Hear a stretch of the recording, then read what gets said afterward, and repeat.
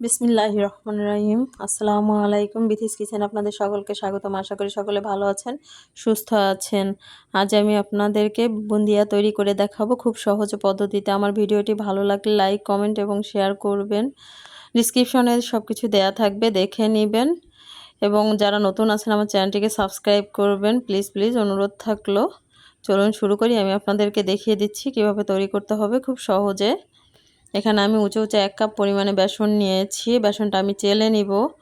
বেসনটা বাজার থেকে আনলে একটা ডিব্বায় রাখার চেষ্টা করবেন। আমি পলিথিনে রেখেছিলাম বলে দলা পাকিয়ে গেছে, কিন্তু আরও একটা টিপস বলে দেব আপনাদেরকে। বেসনটা বাজার থেকে আনার সময় একটু দেখে আনবেন যাতে পুরনো না হয়।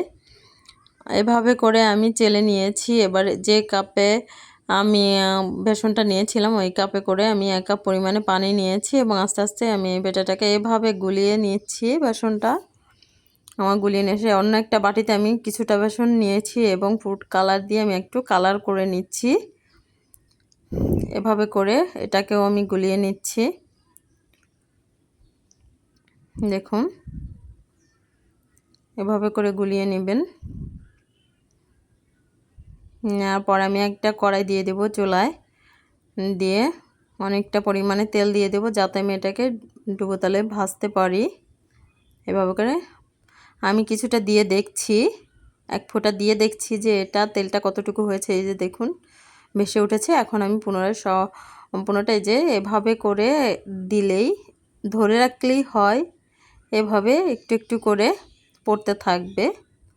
তারপর নাড়িয়ে একটু ব্রাউন কালার হয়ে গেলে, পুরোটা নয়, সোনালি কালারটা আসলেই হবে, ব্রাউন বলা যাবে না, সোনালি কালারটা হলেই আমি এগুলাকে তুলে নেব। এক এক করে ভেজে তুলে নিচ্ছি।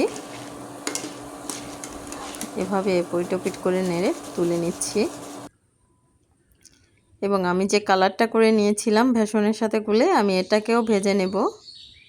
বাজার থেকে আনলে দেখবেন 2 কালারের থাকে। আমি এখানে ফুড কালার দিয়েছি সামান্য 1 ফোঁটা পরিমাণে দিয়ে আমি এটাকে কালার করে নিয়েছিলাম। এটাকেও ভেজে নিচ্ছি। দেখুন দুটো কালার কতটা সুন্দর দেখা যাচ্ছে। এভাবে করে আপনারা বাসায় তৈরি করে নেবেন। আমি রোজার সময় এভাবে করে রাখি।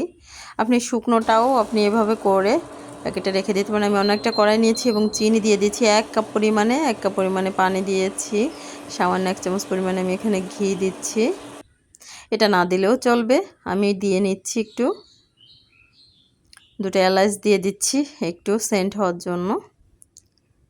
এটাও না দিলে চলবে, আপনি শুধু শিরার ভিতর দিলেও হবে। যতটা সহজভাবে আপনারা পারেন এভাবে করে ফ্রিজে রেখে যখন মন চাবে তখন বের করে এটাকে খেতে পারবেন। এভাবে নাড়িয়ে আমি চিনি শিরাটার সাথে মিশিয়ে নিয়েছি। দেখুন তৈরি হয়ে গেছে, আমি তুলে নিয়েছি। আশা করি আমার ভিডিওটি আপনাদের ভালো লেগেছে। ভালো হলে এভাবে তৈরি করে খাবেন এবং বন্ধুদের সাথে শেয়ার করবেন। আমার চ্যানেলটিকে নতুন যারা আছেন সাবস্ক্রাইব করবেন।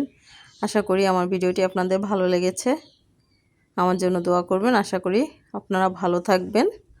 আল্লাহ হাফেজ।